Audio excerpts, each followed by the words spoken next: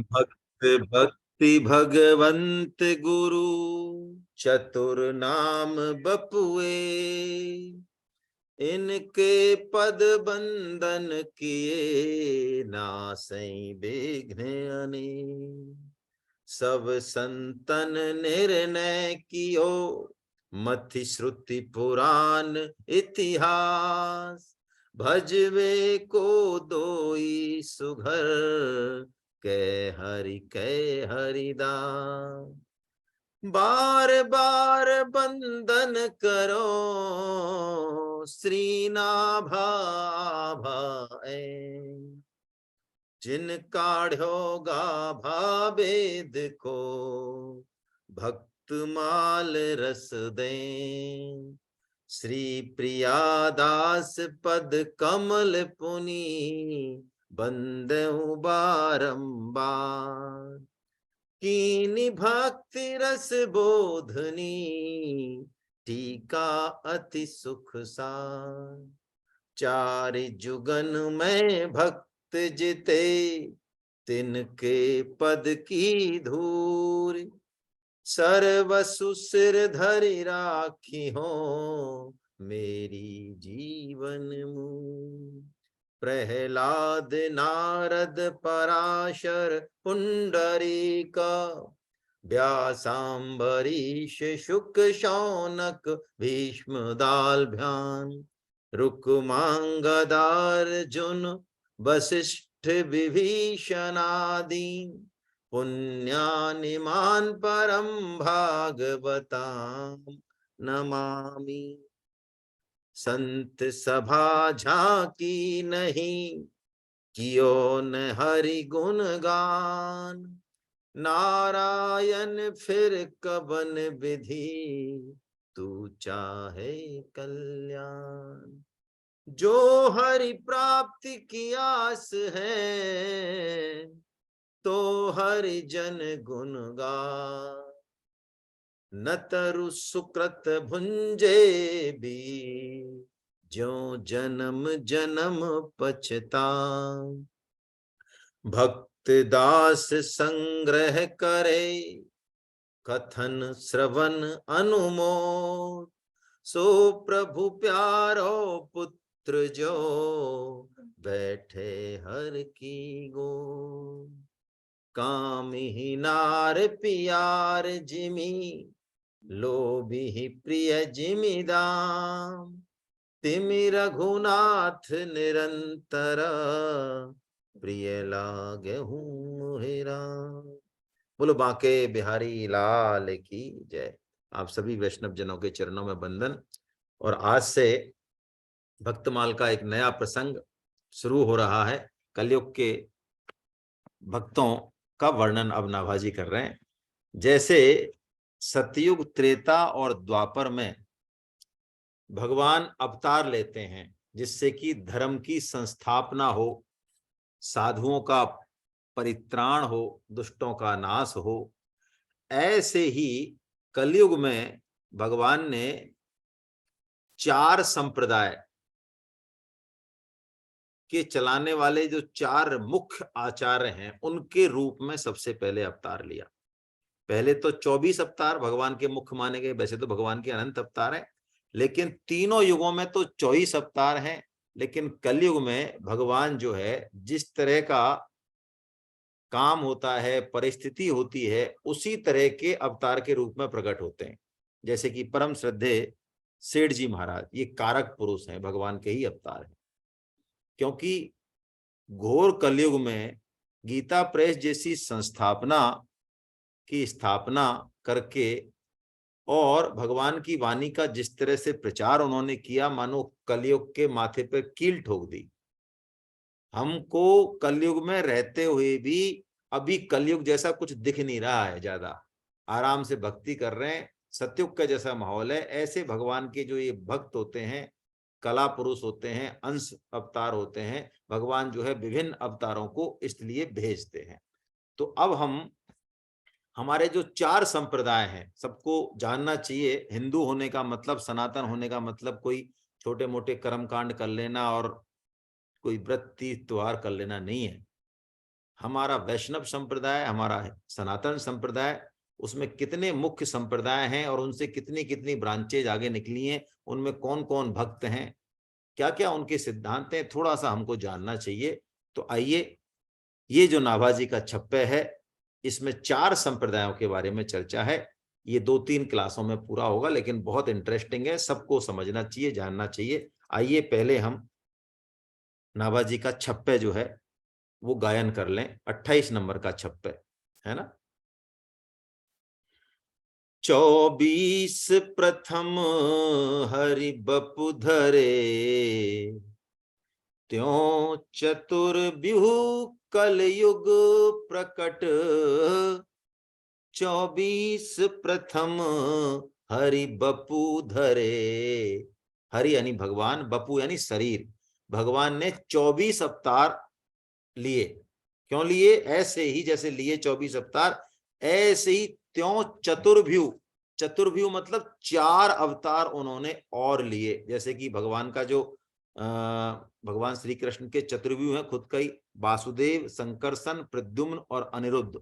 ये आपको पता होगा। भगवान श्री कृष्ण 4 रूपों में है, वासुदेव चित्त के देवता, संकर्षण भगवान है ना, और प्रद्युम्न जी बुद्धि के, अनिरुद्ध जी मन के, और संकर्षण भगवान अहंकार के। तो ऐसा भगवान श्री कृष्ण का एक चतुर्व्यूह है। ऐसे ही नाभाजी कह रहे हैं, ऐसे ही उन्होंने 4 आचार्यों के रूप में वो प्रकट हुए कलयुग में, है ना। कौन कौन से? देखिए, नाभाजी की जो वाणी है बहुत विलक्षण है, समाधि भाषा है, आचार्यों के गुण अनंत हैं, लेकिन नाभाजी उन आचार्यों के गुणों को बहुत संक्षिप्त में और बहुत गहराई में कह रहे हैं। हम समझेंगे धीरे धीरे, पहले हम छप्पे को पूरा करते हैं। श्री रामानुज उदार सुधा निधि, अवनि कल्प तरु, विष्णु स्वामी बोहित सिंधु, संसार पार करो। मेरा आपसे निवेदन रहेगा, इसमें आप किताब खोल के बैठेंगे तो ज्यादा आपका ध्यान लगेगा, है ना, क्योंकि आपको इन चीजों के बारे में शायद कम। हाँ, बीसी शर्मा साहब कुछ कह रहे हैं। एक सेकंड, मैं आपको अनम्यूट कर रहा हूं। एक सेकंड, मैं आपको अनम्यूट कर रहा हूं। अब बोलिए आप।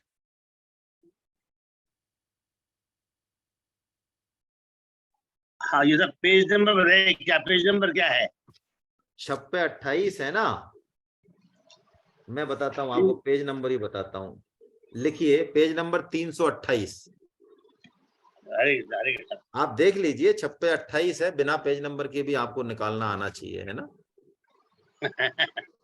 हाँ 328। हाँ, चलिए। तो क्या कह रहे हैं, सबसे पहले श्री संप्रदाय के आचार्य का नाम लिया, श्री रामानुज। ये श्री संप्रदाय एक ऐसा संप्रदाय है जो महालक्ष्मी महाभगवती देवी से चला है। उसकी आद्य गुरु, आद्य संस्थापक भगवती लक्ष्मी है, ठीक है। और इसके 2 आचार्य हैं वस्तुतः। या तो रामानुज आया है, श्री रामानुज, क्योंकि ये दक्षिण में हुए श्री रामानुज जी। लेकिन कई भक्तमालों में, अधिकांश भक्तमालों में श्री रामानंद जी भी है। श्री रामानंद उदार सुधानिधि अवनि कल्पतरु, ऐसा भी आया है। क्यों आया ऐसा? कि उत्तर भारत में जो श्री संप्रदाय के आचार्य हुए, जिन्होंने चलाया, वो रामानंदाचार्य जी महाराज है। ये तुलसीदास जी हैं, कबीर जी हैं, धनाजी हैं, सूरदास जी हैं, सब रामानंदाचार्य संप्रदाय के ही हैं। तो ये दोनों आचार्यों को जो है प्रणाम है। तो यहाँ पे अभी श्री रामानुज ऐसा मानना चाहिए कि इसमें श्री रामानंदाचार्य जी भी हैं, है ना। दोनों ही भक्ति के अवतार हैं, फर्क कुछ नहीं है। बस फर्क इतना सा है कि रामानुजाचार्य जी जो है ना, ये वैकुंठ के जो अधिपति हैं उनको मानते हैं, श्री नारायण को अपना मानते हैं। और रामानंदाचार्य जी जो है साकेत धाम निवासी भगवान श्री राम को अपना इष्ट मानते हैं। बस इतना सा फर्क है। तो क्या कह रहे हैं, देखिए, बात कर रहे हैं, अब हम छप्पे की बात कर रहे हैं। मैं थोड़ा थोड़ा खोल रहा हूं इससे कि आपको थोड़ा सा आइडिया रहे। श्री रामानुज उदार सुधा निधि, अवनि कल्प तरु। 3 विशेषण दिए हैं रामानुजाचार्य जी महाराज के, कि एक तो ये उदार हैं। ओहो, क्या बात है। उदार कौन है? उदार की एक परिभाषा तो हम सब जानते हैं, जिसका चित्त बड़ा विशाल है, दानी है, लेकिन देखिए जो मानव मात्र को उसके वास्तविक कल्याण के लिए अग्रसित कर दे, प्रेरित कर दे, वो वास्तव में उदार। ये जो आचार्य हैं ये मानव मात्र के कल्याण के लिए अपना जीवन सर्वस्व कर देते हैं। समस्त भयों से मुक्ति दिलाना, अभय दान देना, ये वास्तविक उदारता है। और श्री रामानुजाचार्य जी के वर्णन में उदार शब्द क्यों दिया स्पेशली? क्या बाकी उदार नहीं है? ये विशेष उदार हैं। हम जब इनका चरित्र लेंगे आगे तो बहुत विलक्षण बातें पता चलेंगी इनकी। रामानुजाचार्य जी महाराज को इनके गुरुदेव ने एक मंत्र दिया और इनसे कहा कि यदि तुम इस मंत्र का जाप करोगे तो 7 दिन के अंदर भगवान के तुम्हें दर्शन हो जाएंगे साक्षात। लेकिन खबरदार, इस मंत्र को किसी को बता मत देना, वरना तुम्हें घोर नरकों की प्राप्ति होगी। और जब रामानुजाचार्य जी ने उस मंत्र का पाठ किया तो 7वें दिन ही उन्हें भगवान श्री नारायण के दर्शन हो गए। आनंद से पुलकित हो गए वो। और जब उनको दर्शन हुए रात में तो उनसे रहा नहीं गया। उसी रात को वो मंदिर के गोपुर पर चढ़ गए ऊपर, और गोपुर पर चढ़कर उन्होंने आवाज लगाई रात को 2 बजे, सुनो सुनो सुनो सुनो।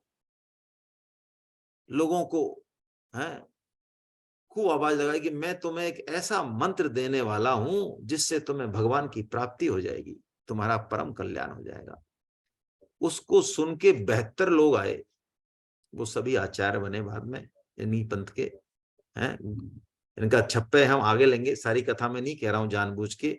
गोपुर है आरूढ़ उच्च स्वर मंत्र उच्चार्यो, सूते नर पर जाग 72 श्रवणन धार्यो। ऐसे उदार हैं ये। तो 72 लोगों का इन्होंने कल्याण कर दिया। जब इनके गुरुदेव को पता चला तो उनके गुरुदेव बड़े गुस्सा हुए और उन्होंने कहा कि तुम रौरव नरकों में जाओगे क्योंकि तुमने मेरी आज्ञा का उल्लंघन किया है। तो ये गुरुदेव के चरणों में गिर गए, गुरुदेव मैं रौरव नरकों में जाने को तैयार हूं, आपकी आज्ञा का उल्लंघन किया है, लेकिन 72 लोग यदि भगवान को प्राप्त हो गए तो मुझे रौरव नरकों में भी जाना पसंद है, मुझे कोई दिक्कत नहीं है। इनके गुरुदेव मन्नाथ मन्नाथ कहते हुए इनके चरणों में गिर पड़े कि तुम कैसे उदार व्यक्तित्व हो।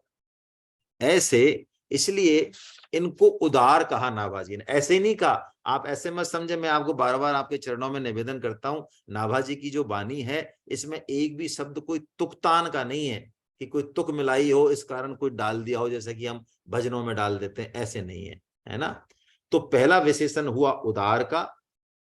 दूसरा हुआ सुधा निधि। हा, सुधा निधि यानी ये अमृत के भंडार हैं, अमृत के पूरे महासागर हैं ये खुद ही। और कौन से अमृत के भंडार हैं ये?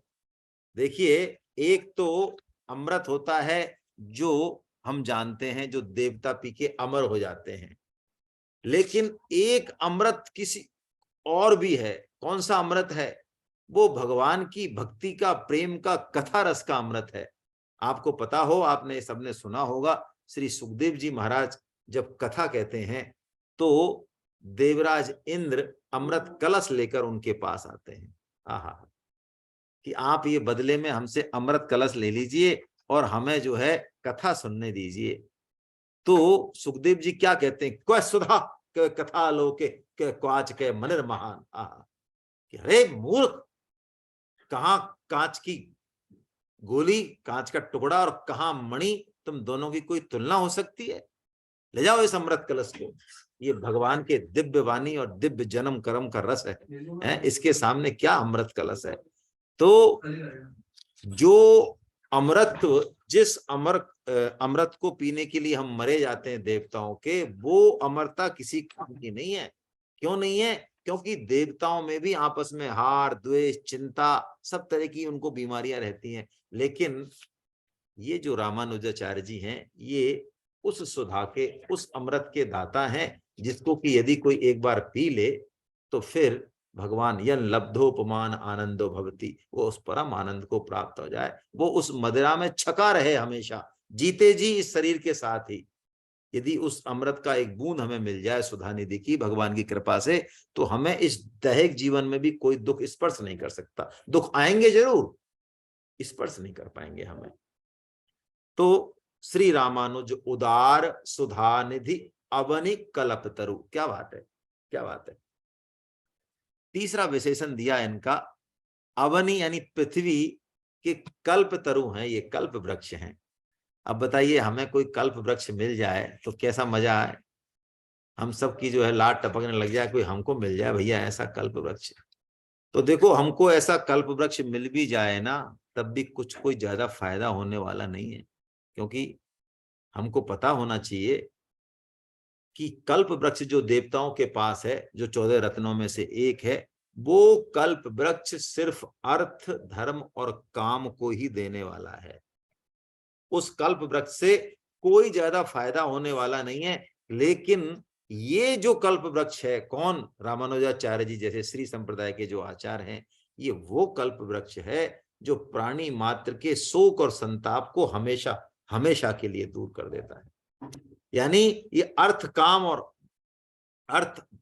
धर्म तक ही नहीं टिकता, ये मोक्ष भक्ति और प्रेम देने वाला कल्प वृक्ष है। उस कल्प वृक्ष को परमात्मा से मिलाने की भी शक्ति उसमें है। इसीलिए तो इस कल्प वृक्ष को पाकर भी देवता जो है ज्यादा संतुष्ट नहीं है। वो कहते हैं, अरे धिक जीवन देव शरीर हरे, तब भक्ति बिना भव भूल परे। हम देवता तो बन गए, कल्प वृक्ष भी हमारे पास है, लेकिन अंत में हमारा पतन हो जाता है, हम नीचे गिर जाते हैं, है ना। दूसरी बात, देवताओं का कल्प वृक्ष हमारे लिए सुलभ नहीं है क्या? अरे हम कोई उससे मांग कर सकते हैं, दर्शन भी कर सकते हैं क्या उसके?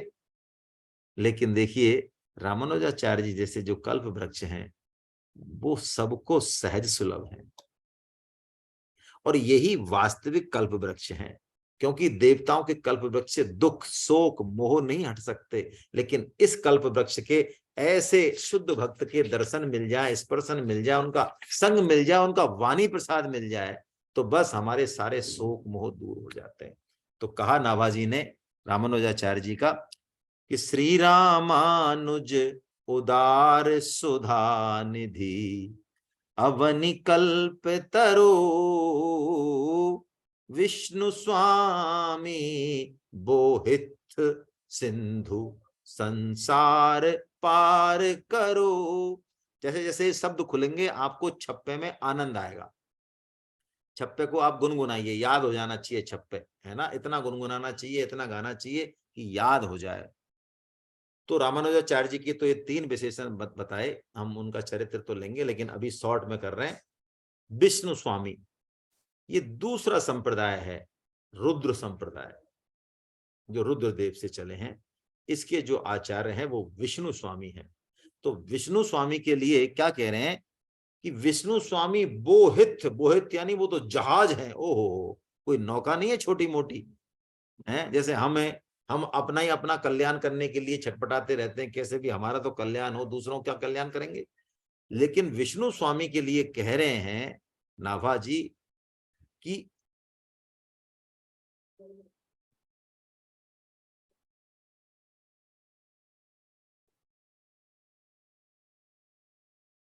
एक सेकंड,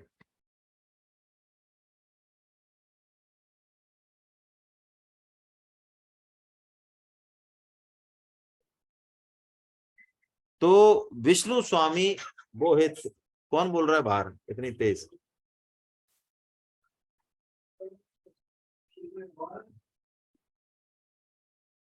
विष्णु स्वामी बोहित सिंधु संसार पार करो, यानी भव सागर से पार करने वाले, कराने वाले विष्णु स्वामी जो हैं वो, ये आवाज किसकी आ रही है? अच्छा, तो बेटा इसको कम कर, ठीक है।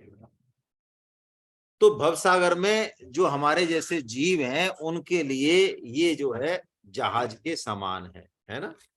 और आगे चलिए थोड़ा जल्दी से ले लेते हैं। मध्वाचारज मेघ भक्ति सर ऊसर सरिया,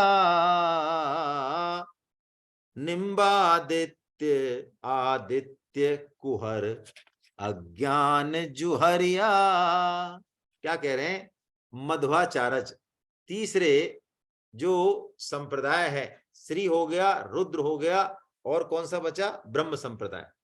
ब्रह्म संप्रदाय के मध्वाचार्य जी महाराज हैं। उनके लिए क्या विशेषण दिया कि मेघ भक्ति सर, यानी वो ऐसे बादल हैं। कैसे बादल?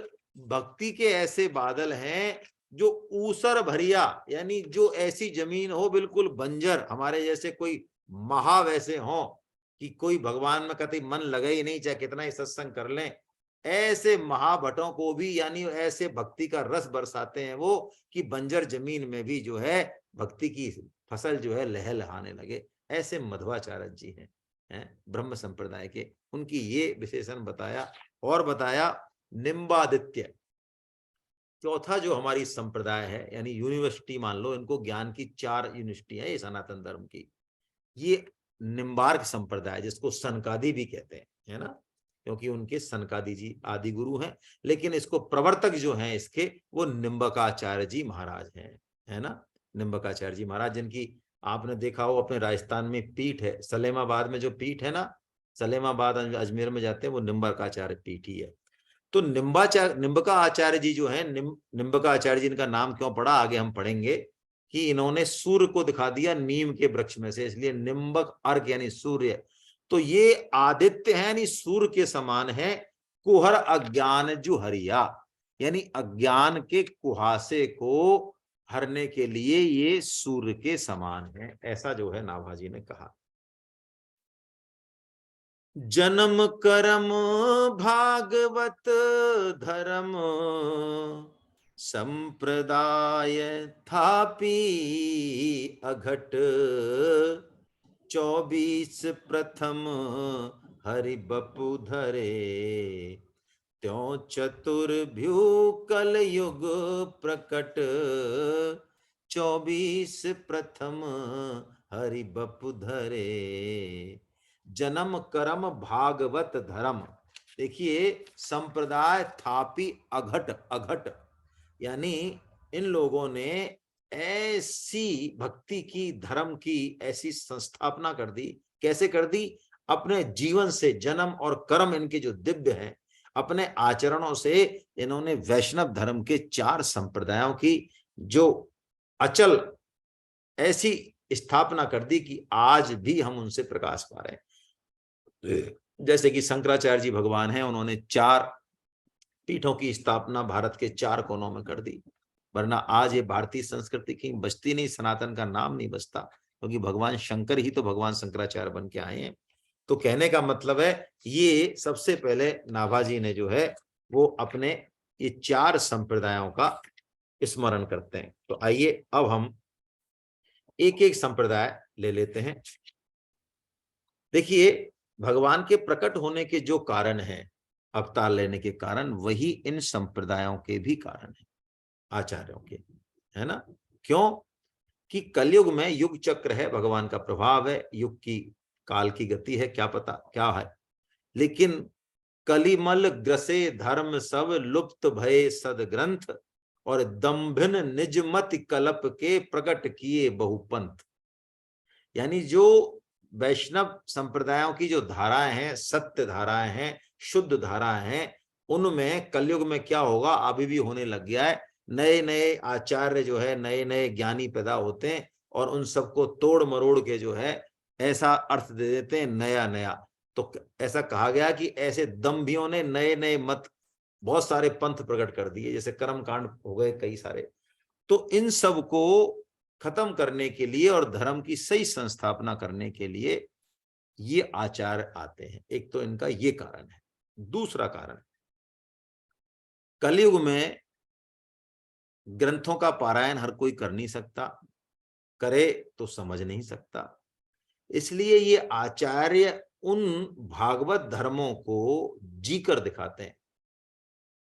तो इनके जीवन से हमको रोशनी मिलती है, हमारे हृदय में प्रकाश होता है इनके आचरणों से, इनकी कथाओं से। हमको साधन करने में बड़ी आसानी होती है।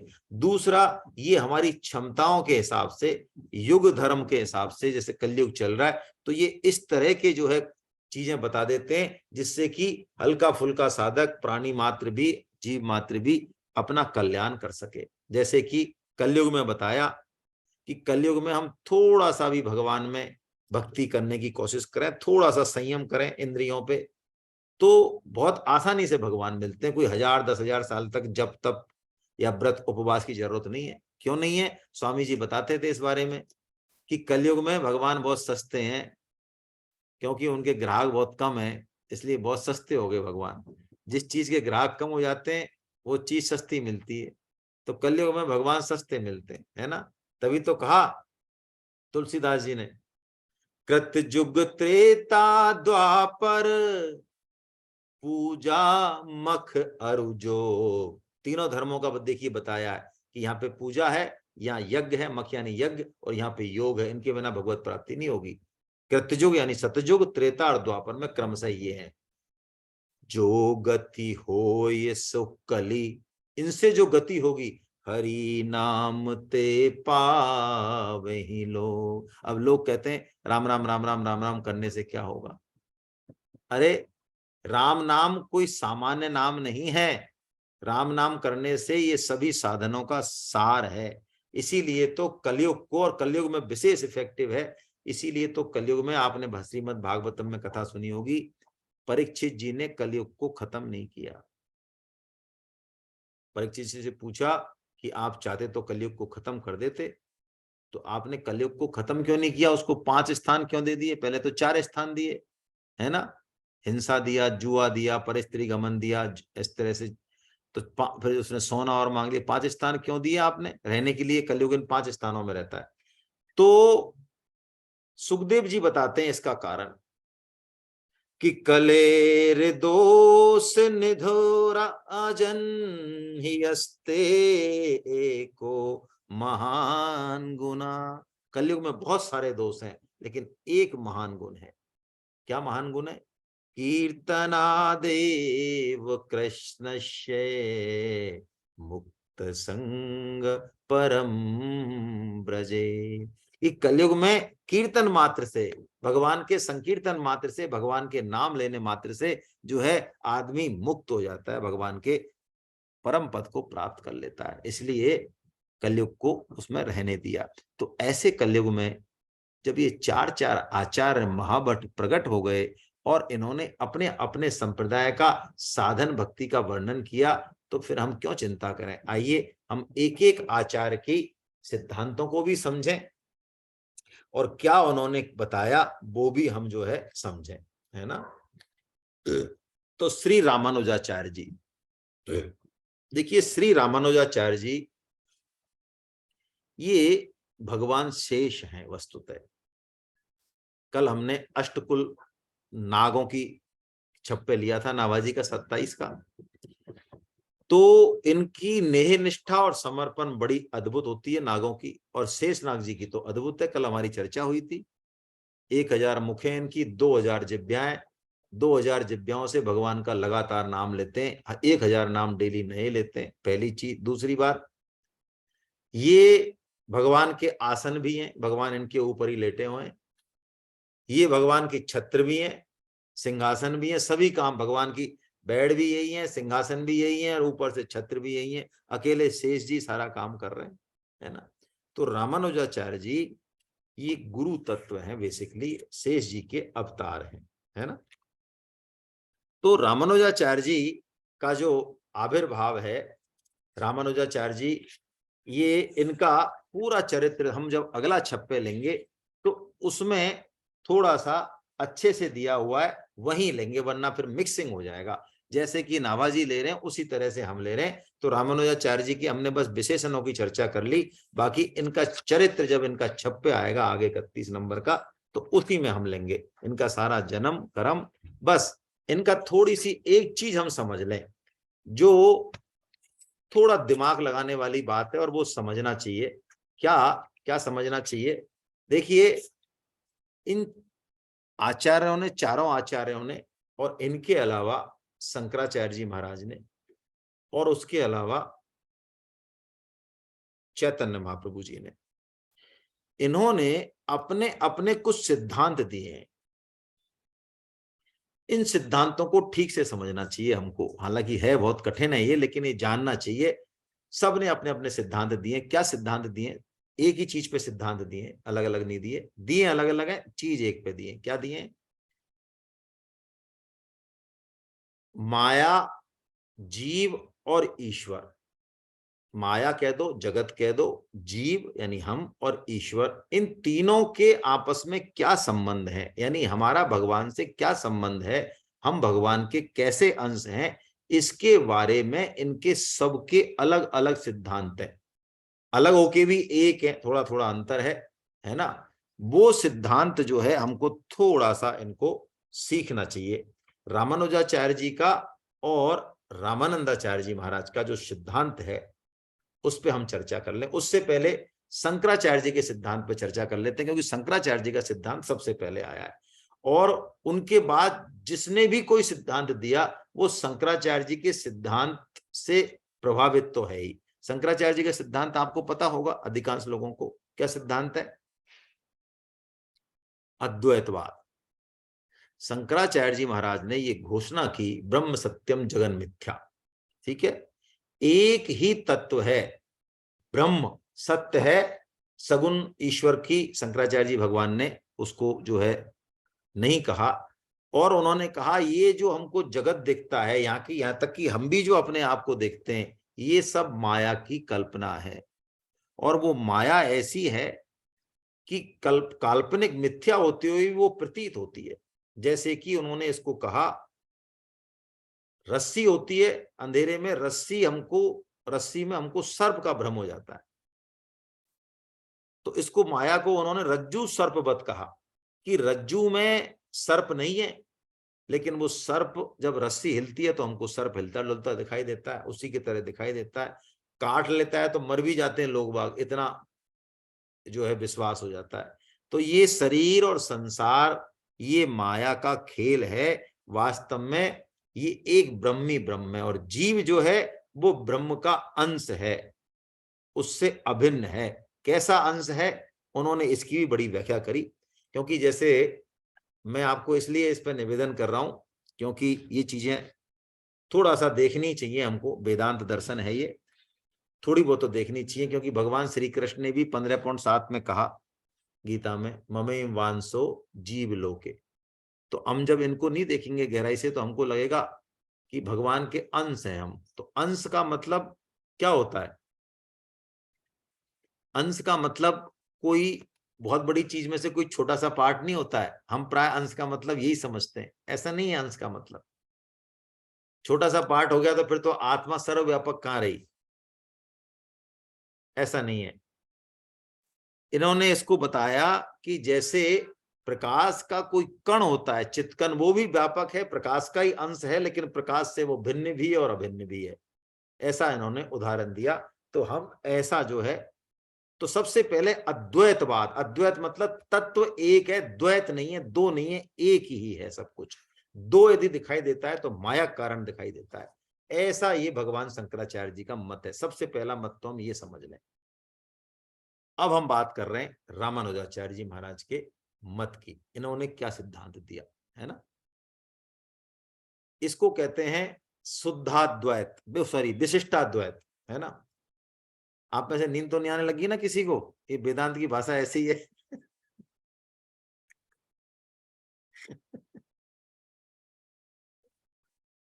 चलो शॉर्ट में ले लेते हैं। विशिष्टाद्वैत, एक ही सिद्धांत लेंगे बस, बाकी 5 सिद्धांत जैसे जैसे आचार्यों के चरित्र लेंगे तभी लेंगे, जैसे पचे वो। लेकिन फिर भी जानना जरूरी है, मेरा निवेदन है, सीखना चाहिए। विशिष्टाद्वैत यानी ये कह रहे हैं अद्वैत तो है लेकिन विशिष्ट है कोई चीज। क्या विशिष्ट है? 3 तत्व हैं, ईश्वर है, जीव है और माया है। तो ये कह रहे हैं रामानुजाचार्य जी कि ये तीनों ही सत्य हैं और नित्य हैं। उन्होंने तो मिथ्या बताया, लेकिन उन्होंने कहा नहीं, ये भगवान की शक्ति है माया, ये मिथ्या नहीं है।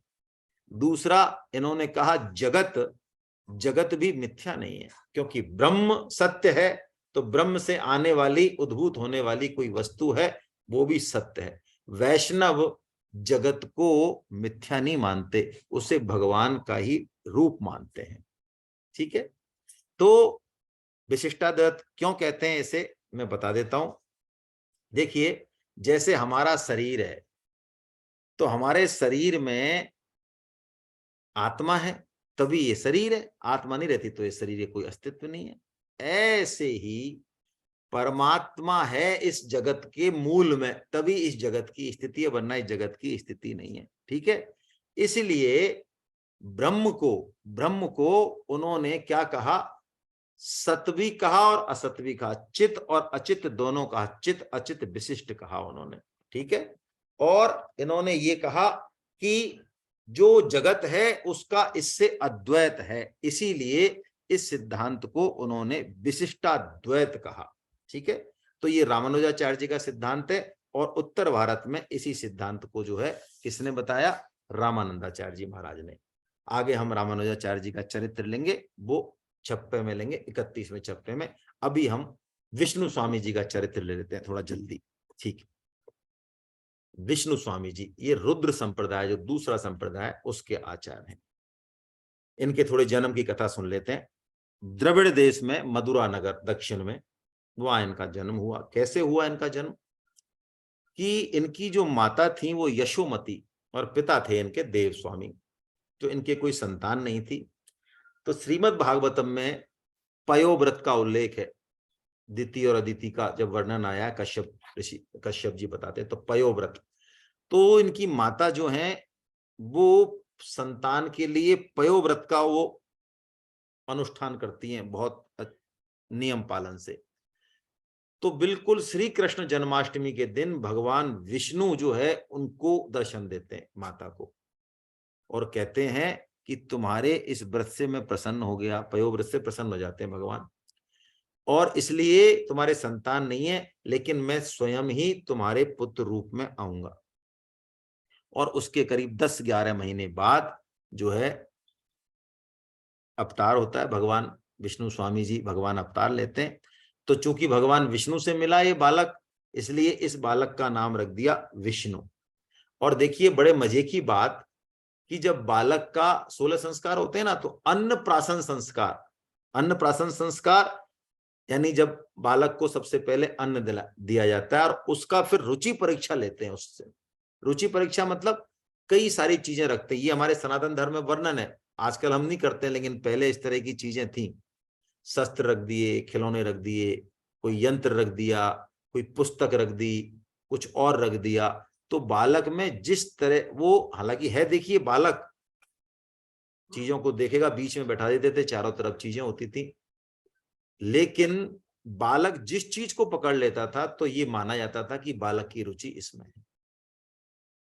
तो बड़े आश्चर्य की बात है कि विष्णु स्वामी जी महाराज ने इनके सामने बहुत सारे ग्रंथ भी रखे और सारी चीजें रखी, तो इन्होंने सबसे पहले उठ के जो है ब्रह्म सूत्र का जो था, ब्रह्म सूत्र, उसको पकड़ लिया इन्होंने। तो सभी विद्वानों ने, पंडितों ने कहा कि भाई ये आगे चल के बहुत बड़े विद्वान होंगे, क्योंकि इन्होंने ब्रह्म सूत्र को उठा के हृदय से लगा लिया है। तो ऐसा ही हुआ। विष्णु स्वामी जी 8 साल के होते होते तो इन्होंने सारे वेद पुराण सारे जो है कंठस्थ कर लिए, और भगवान विष्णु के इनको दर्शन होने लग गए, है ना।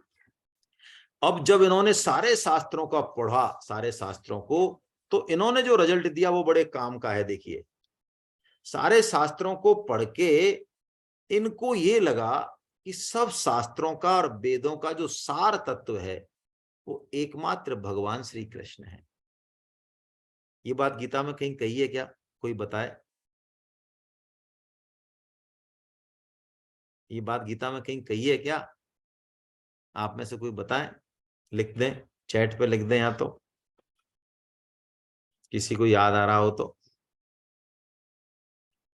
15वें अध्याय में भगवान कहते हैं, 15वें अध्याय का 15वां श्लोक, सर्वस्य चाहम हृदय सन्निविष्टो मत्त स्मृति ज्ञानम अपोहनम च वेदेश्च सर्वे अहम है वेद्यो वेदांत कृत वेद वेदावच है।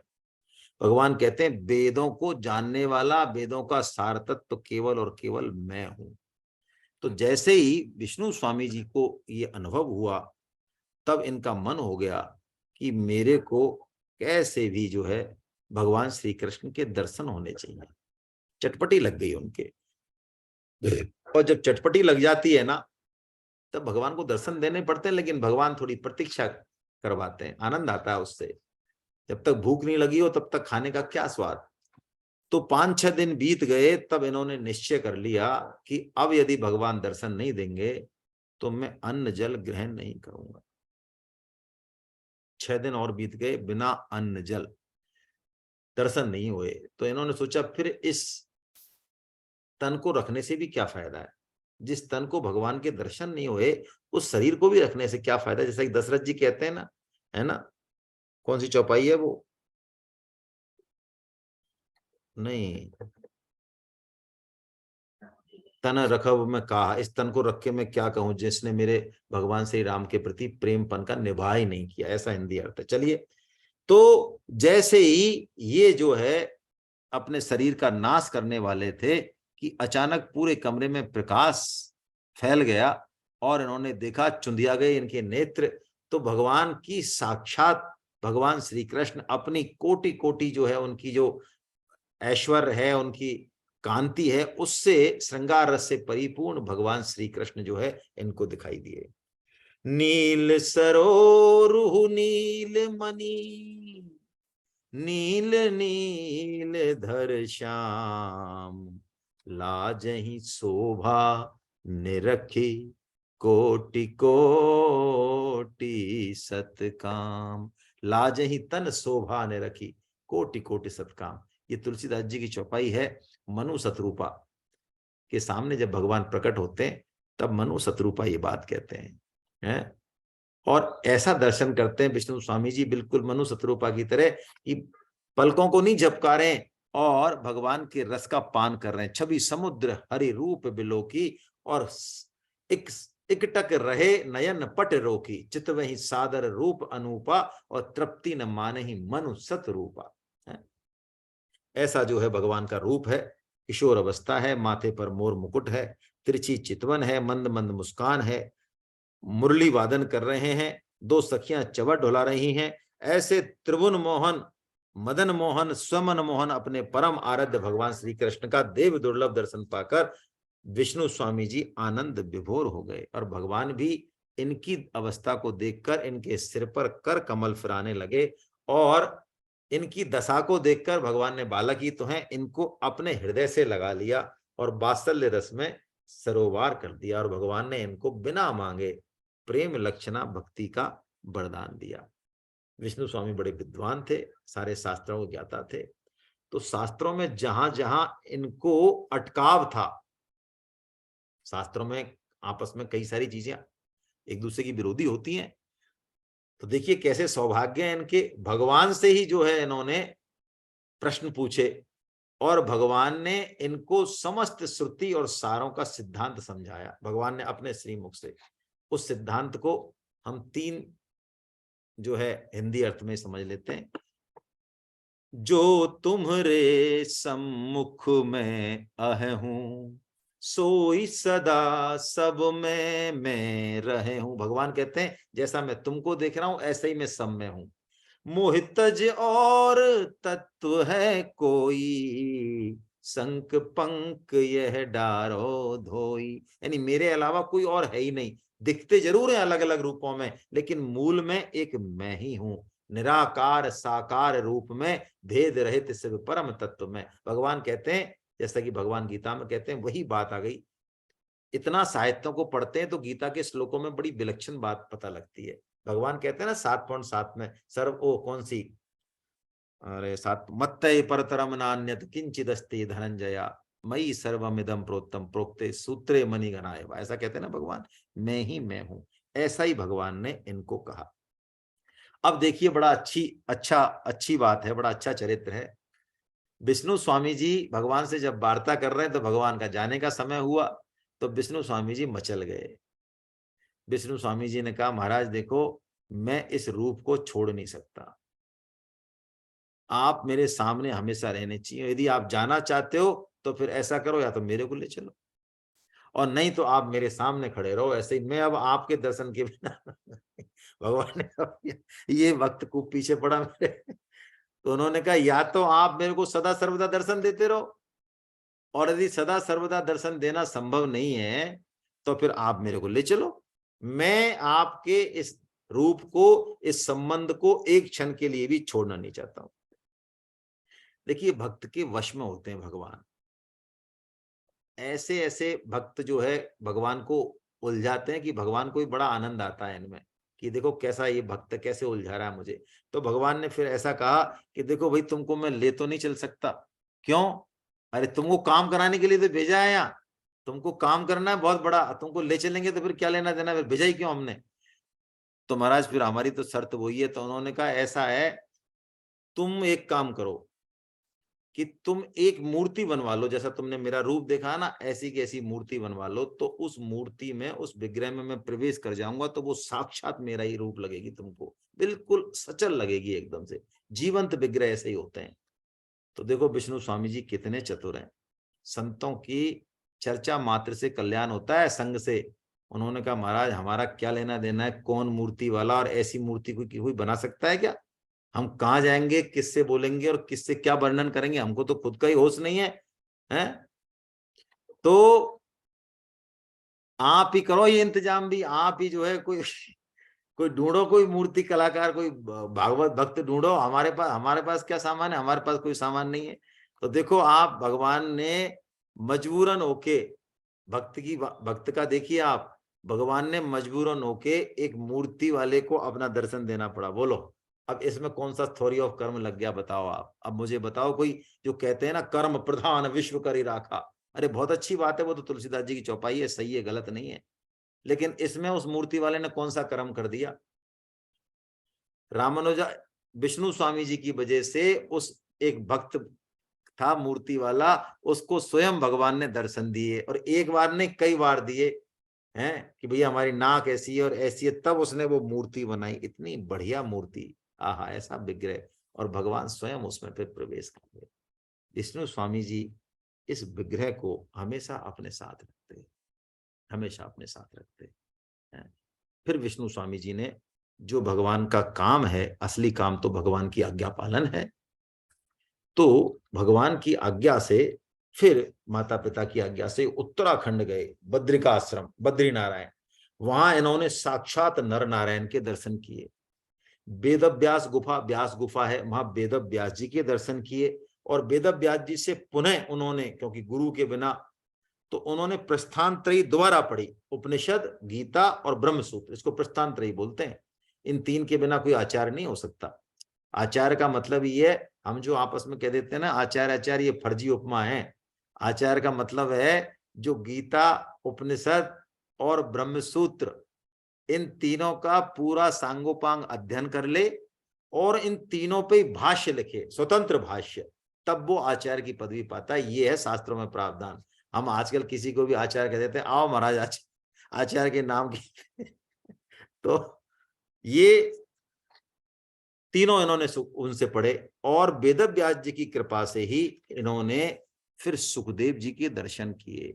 और इन तीनों का जो रस है, रस कौन सा रस, श्रीमद् भागवतम, सुखदेव जी से साक्षात इन्होंने श्रीमद् भागवतम पढ़ा विष्णु स्वामी जी ने। और फिर ये बद्रीनारायण का बिल्कुल अंत लास्ट गांव जो है सीमा का आज भी है, कलाप ग्राम, आपने देखा होगा कलाप ग्राम, आप बद्रीनारायण गए हो तो कलाप ग्राम गए ये, और कलाप ग्राम में इनको अपने रुद्र संप्रदाय के जो आदि देवता हैं श्री त्रिपुरारी जी हैं आचार्य, उनके दर्शन हुए, सॉरी आदि आचार्य देव नहीं, और फिर इनको खुद भगवान श्री कृष्ण ने, है ना, जो मंत्र दिया था किसको, रुद्रदेव को, रुद्र संप्रदाय चलाने के लिए गोपाल मंत्र, वो ही मंत्र जो है इन्होंने, इनको प्राप्त हुआ रुद्रदेव जी से, इन्होंने, इनको त्रिपुरारी जी ने दिया कि मुझे भगवान से मिला है, मैं तुमको दे रहा हूं, तो आज से ये महामंत्र तुम्हारा हुआ, अब तुम विष्णु नहीं हो, तुम विष्णु स्वामी हो, और अब तुम जो है जगत में धर्म का प्रचार करो। तो ऐसा जो है ये इन्होंने धर्म का प्रचार किया। इनके जीवन की एक दो घटनाएं ले लेते हैं। एक बार ये जगन्नाथ धाम गए, नीलाचलपुरी, जगदीशपुरी, देखिए जितने भी आचार्य हैं वो जगन्नाथ धाम गए बिना तो रह नहीं सकते, है ना। तो जगन्नाथ धाम गए तो कहते हैं उस दिन बहुत भीड़ थी, फूल डोल का कोई उत्सव था। तो गरुड़ स्तंभ के पास से ये दर्शन कर रहे थे विष्णु स्वामी जी महाराज। आचार्य थे लेकिन पहले कोई फोटो वोटो तो हुआ नहीं करते थे, सोशल मीडिया कौन जानता है। तो गरुड़ स्तंभ के पास दर्शन कर रहे थे, बड़े भगवान के तन में थे कि इतनी भीड़ थी कि इनको टिकने नहीं दिया वहां पे। तो ये गरुड़ स्तंभ से चल के और जगन्नाथ जी के पीछे आ गए, पीछे वाले, इसमें बिल्कुल पीछे वाले गेट पे आ गए। तो भगवान ने देखा कि भाई हमारे जो भक्त हैं बताओ, उनको हमारे दर्शन ही नहीं मिल रहे हैं और वो तो पीछे चले गए। तो कहते हैं एक गेट भगवान का जो है वहां निकल गया पीछे। जैसे ही वो गेट निकला तो वहां तो भीड़ बहुत थी, लोगों को पता चला अरे गेट निकल गया पीछे की तरफ, तो वहां पे भी भीड़ हो गई। वहां भीड़ हो गई तो फिर जो है सड़क के ये दक्षिण दिशा में आ गए। दक्षिण दिशा में आ गए तो वहां पे भी भगवान ने जो है फिर एक गेट जो है उधर भी एक द्वार हो गया मंदिर का। दक्षिण से फिर ये उत्तर में आ गए। तो कहते हैं उत्तर में भी जो है, तो जब लोगों को उत्तर में आ गए और लोगों ने देखा जहां ये जा रहे हैं वहीं मंदिर के चारों तरफ द्वार हो गए, तब उनको पता चला ओहो ये विष्णु स्वामी जी महाराज है, किसी ने बताया। तब इनको दंडवत प्रणाम किए, इनसे उपदेश ग्रहण किया। ऐसा जो है इनका चरित्र है। तो बड़ा इन्होंने पूरे भारत में भ्रमण किया। कांचीपुर में इन्होंने अपनी पीठ की, आचार्य पीठ की स्थापना की। इनका जो सिद्धांत है वो शुद्धाद्वैत है, शुद्ध अद्वैत। विशिष्टाद्वैत हमने पढ़ लिया, आज शुद्धाद्वैत नहीं पढ़ेंगे, आज की डोज पूरी हो गई है। शुद्धाद्वैत पे कल बात करेंगे, है ना, शुद्धाद्वैत क्या है, ठीक है। हमने आज अद्वैत पढ़ा, विशिष्टाद्वैत पढ़ा, और इनका जो विष्णु स्वामी जी का जो सिद्धांत है वो शुद्धाद्वैत है, तो वो हम कल पढ़ेंगे। ये शुद्धाद्वैत सिद्धांत का इन्होंने पालन किया। वैसे ये भक्ति मार्ग के हैं, बड़े ही चाव से लाड़ प्यार से भगवान की सेवा करते हैं, है ना। तो विष्णु स्वामी जी महाराज ऐसे हुए हैं कि अगणित जीवों को इन्होंने भवसागर से पार किया। श्रीमद तुलसीदास जी महाराज जैसे कहते हैं ना कि भवसागर कह नाव शुद्ध संतन के चरण, तुलसीदास प्रयास बिनु मिले ही राम दुख हरण। ऐसे भक्तों के चरित्र सुनने से, ऐसे भक्तों के जीवन की कथा सुनने से संसार सागर से हम सहज में ही जो है पार हो जाते हैं। हरे कृष्णा हरे कृष्णा। अब समय कितना हो गया? हो गया है समय, वैसे है 7-10 मिनट। तो आप बताएं, मध्वाचार्य जी का बड़ा है तो कल ही ले लेंगे तो ठीक रहेगा। जो ब्रह्म संप्रदाय के आचार्य हैं मध्वाचार्य जी महाराज, उनका कल ले लेंगे चरित्र, है ना। आज कल मतलब मंगलवार को ले लेंगे। एक एक आचार्य का जो है बड़ा अच्छा चरित्र है, जल्दी ले लेंगे तो ठीक नहीं रहेगा। तो मध्वाचार्य जी का कल ले लेंगे। आपके मन में कोई प्रश्न हो या कोई बात हो तो हम कर लें। हमारी सेमिनार के बारे में आपको जानकारी दे दूं मैं। 11, 12, 13 को तो भीलवाड़ा में हो रही है 3 दिन की, है ना। और उसमें बड़ी खास बात है कि रेजिडेंशियल हो चाहे नॉन रेजिडेंशियल हो, दोनों की रेट काफी कम रखी है उन्होंने। हमारे यदवेंद्र माथुर साहब जो IAS हैं, भारतीय प्रशासनिक सेवा के अधिकारी हैं, वो इसमें निमित्त बन रहे हैं। बहुत अच्छे से वो सेमिनार करा रहे हैं। उनको देख के लगता है कि कुछ साधक ऐसे हैं भगवान की कृपा से वो अपने पद और सामर्थ्य को भी पचा सकते हैं। भगवान की बड़ी कृपा से ही ये संभव होता है। तो आप भीलवाड़ा में किसी को भेजना चाहें, हालांकि काफी अच्छे रजिस्ट्रेशन में हो गए, फिर भी आप किसी को भेजना चाहें। उसके बाद चित्रकूट है 18, 19, 20, और फिर उड़ीसा में है कटक में, है ना, 25, 26। और अगले साल के लिए रजिस्ट्रेशन भी हम लोग जल्दी ही ओपन करेंगे, है ना। तब आपसे निवेदन किया जाएगा कि हम ज्यादा से ज्यादा लोगों को जो है जोड़ें क्लास में। बाबूलाल गुप्ता साहब हाथ खड़ा कर रहे हैं। जी सर। अंश की थोड़ी व्याख्या करिए सर। आप थोड़ा वीडियो ऑन कीजिए। भगवान के अंश की व्याख्या करिए साहब। भगवान के अंश की व्याख्या करने के लिए तो 7 आचार्यों ने 7 सिद्धांत दिए, और ये आज तक भी रहस्य है कि अंश वो कैसा है। ये जो सिद्धांत है ना, ये सब अलग अलग भी होते हो एक ही हैं। ये सभी सिद्धांत आप देखें, मैंने 15.7 की व्याख्या में भी भक्तमाल से ये चीज लिखी है टीका में कि 15.7 जो कहा भगवान ने कि जीव मेरा ही अंश है, इस वो किस तरह का अंश है, इसी की व्याख्या के लिए 7 सिद्धांत है। चैतन्य महाप्रभु जी का सबसे लास्ट का है, लेटेस्ट सबसे उनका है। उन्होंने इसको अचिंत्य भेदाभेद कह दिया। अचिंत्य भेदाभेद मतलब वो कहते हैं भेद भी है और अभेद भी है। और कैसा है? अचिंत्य है, दिमाग में नहीं आ सकता, बुद्धि से नहीं समझ सकते। ये लेटेस्ट है उनका सिद्धांत। तो ये बुद्धि से समझ में आने वाली चीज नहीं है। हम थोड़ा पढ़ते हैं, कोशिश करते हैं, लेकिन ये तो भगवान की कृपा से ही समझ में आती है। भगवान समझाना चाहेंगे तभी समझ में आएगा ये, है ना। हम जिस तरह का अंश समझते हैं उस तरह का अंश नहीं है, बस इतना समझ लें हम, है ना। उसको खारिज करते जाए, थोड़ा ठीक डायरेक्शन में जाएंगे तो अपने आप थोड़ा समझ में आएगा। सातों सिद्धांतों को जब हम पढ़ेंगे ना तो समझ में आएगा, थोड़ा थोड़ा आएगा। नेति सिस्टम से, नेति से आएगा। बिल्कुल सही कह दिया आपने, है ना। नेति मतलब जो गलत धारणा है उसको हम हटाते जाएंगे तो सही की तरफ हम चलते जाएंगे। वेदों ने उस तत्व की अनुभूति का यही उपाय बताया, है ना। ठीक, बिल्कुल, बहुत अच्छी बात आपने पूछी। ठीक सर। और दीपा जी, आप भी जरा अनम्यूट करें अपने आप को और वीडियो ऑन करें, लेकिन आप लोग वीडियो ऑन नहीं करते हैं भाई। हरे कृष्णा प्रभु जी। हरे कृष्ण हरे कृष्ण। ओ जी, मैंने आज पहली बार अटेंड किया है आपकी क्लास, और मैंने शायद आपको आपकी पुस्तक के लिए भी अभी किया था। अच्छा, आप वही है क्या, अच्छा, उत्तराखंड से जो हैं? जी ठीक है, हरे जी कृष्ण, जी बहुत जी अच्छी। जी, बहुत बहुत अच्छा लगा सर ज्वाइन करके। कल का तो मिस कर गई थी, थोड़ा लेट हो गई थी, लेकिन आज बहुत आपकी अच्छा किताब, लगा। मतलब आपकी किताब बहुत मिल आनंद आ जाएगी। गया, बहुत बारीक से आप बता रहे हैं। ये दीपा जी जी ऐसी हैं, इनको मैंने 2 महीने पहले जोड़ा था ग्रुप में, और मैंने ये कहा था कि आपको भक्तमाल का लिंक मिल जाया करेगा, आप अटेंड करना। तो 1 महीने बाद तक तो, तो आज मिला सर। 1 महीने तक तो इन्होंने झेला। फिर इन्होंने आखिर में कह ही दिया कि साहब मेरे को आज तक भक्तमाली क्लास होगी ऐसा लिंक तो कोई नहीं मिला। हाँ, ये लिंक जरूर मिलता है कि भक्तमाली क्लास नहीं होगी।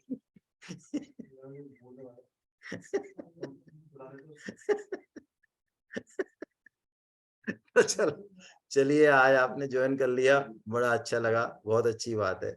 चलिए साहब, बहुत बढ़िया, आप सबको सादर प्रणाम। गोविंद जय जय गोपाल जय जय,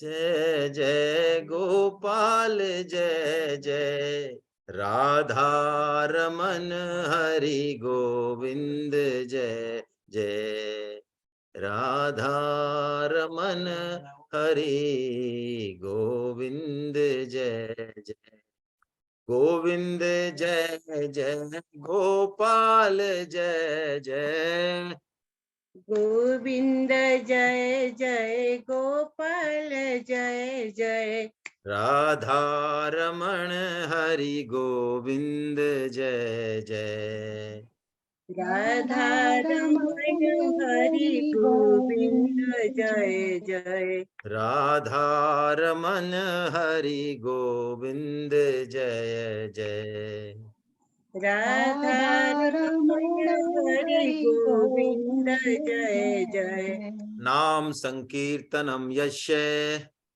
नाम संकीर्तन यस्य सर्व पाप प्रणाशनम, सर्व पाप प्रणाशनम, प्रणामो दुःख समनस्तं नमामि हरिं परम, प्रणमं दुःख समन्नस्तं नमामि हरि परम। बोलो वृंदावन बिहारी लाल की जय, बोलो जय हो, बांके बिहारी लाल की जय, बोलो जय हो, राधा गोविंदेव सरकार की जय, अर्जुन के जय सखा हो, भगवान श्री कृष्ण की, मीरा के जय गिरधर हो, नागर की, सूर के जय घनश्याम हो, की, ब्रज भानुसुता जय हो, राधा रानी की, मर्यादा जय हो, पुरुषोत्तम भगवान श्री राम की, जानकी जय माता हो, की, गौ माता की, जय हो, धरती माता जय की, हो, साधक संजीवनी जय हो, की, श्रीमद् भागवत जय हो, महापुराण की, श्री श्री जय हो, भक्तमाल की, सब संतों की, जय हो, सब भक्तों की, जय हो, अनंत कोटि जय हो, वैष्णव वृंद की, आज के जय हो, आनंद की जय हो। हरि बोल हरि जय हो। बोल हरि बोल।